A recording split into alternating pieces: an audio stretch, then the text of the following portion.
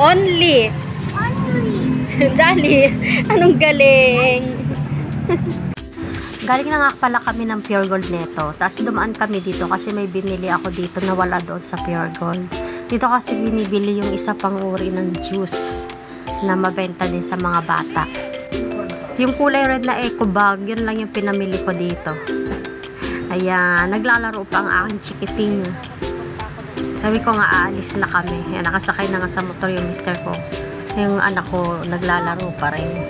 Yan yung gustong-gusto niya, dyan yung pinto. Kaya pag pupunta kami ng dali, sasama agad siya. Ayan, paalis na kami. Salamat sa panonood. Huwag po kalimutan mag-follow para lagi kayong updated.